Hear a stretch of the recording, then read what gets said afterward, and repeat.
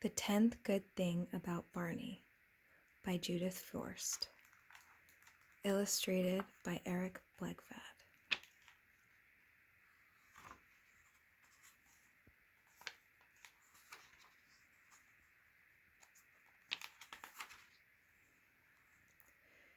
My cat Barney died last Friday. I was very sad. I cried and I didn't watch television. I cried and I didn't eat my chicken or even the chocolate pudding. I went to bed and I cried.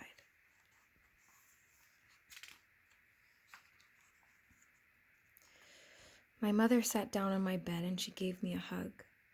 She said we could have a funeral for Barney in the morning. She said I could think of 10 good things about Barney so I could tell them at the funeral. I thought and I thought and I thought of good things about Barney. I thought of 9 good things and I fell asleep.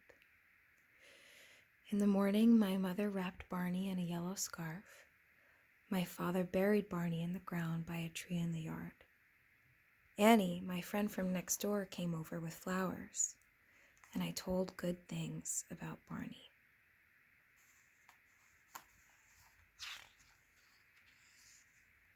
Barney was brave, I said, and smart and funny and clean, also cuddly and handsome, and he only once ate a bird. It was sweet, I said, to hear him purr in my ear, and sometimes he slept on my belly and kept it warm. Those are all good things, said my mother, but I just count 9. I said I would try to think of another one later. At the end of the funeral, we sang a song for Barney. We couldn't remember any cat songs, so we sang one about a pussy willow. Even my father knew the words. Then Annie and I went into the kitchen with Mother. She gave us orangeade and butter cookies, and she left the box on the table so we could have seconds. I gave my seconds to Annie. I miss Barney, I said. Annie said Barney was in heaven with lots of cats and angels, drinking cream and eating cans of tuna. I said Barney was in the ground. Heaven, said Annie, heaven, so there. The ground, I told her, the ground. You don't know anything. My father came in from the yard and took a cookie. Big Mouth Annie said heaven again. I said ground. Tell her who's right, I asked Father. She doesn't know anything.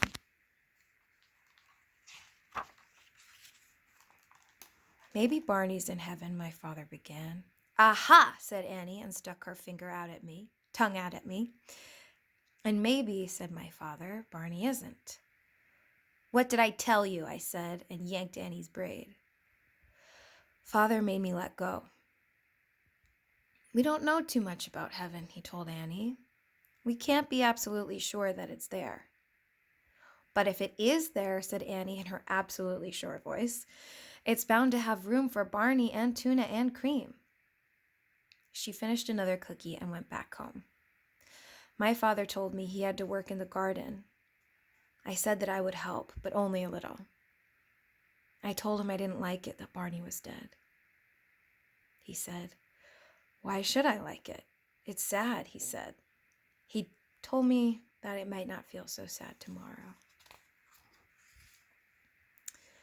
My father had a packet of little brown seeds. He shook some out on his hand. The ground will give them food and a place to live, he said, and soon they'll grow a stem and some leaves and flowers. I squeezed the packet open and looked down to the bottom. I told him, I don't see leaves and I don't see flowers. Things change in the ground, said my father. In the ground, everything changes. Will Barney change too? I asked him. Oh yes, said my father. He'll change until he's part of the ground in the garden.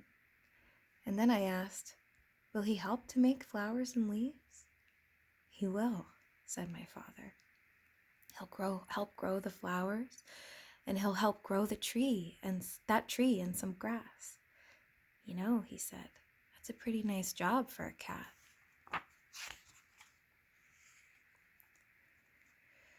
My father and I planted all of the seeds in the garden. Mother made sandwiches and we ate them under the tree. After lunch, we worked in the garden some more. At night, I still didn't want to watch any television. When I turned out the light, my mother sat down on my bed. She gave me a hug, and I said I had something to tell her. Listen, I said, and I told the good things about Barney. Barney was brave, I said, and smart and funny and clean, also cuddly and handsome, and he only once ate a bird. It was sweet, I said, to hear him purr in my ear, and sometimes he slept in my belly and kept it warm. Those are all good things, said my mother, but I still count just 9. Yes, I said, but now I have another. Barney is in the ground and he's helping grow flowers. You know, I said, that's a pretty nice job for a cat.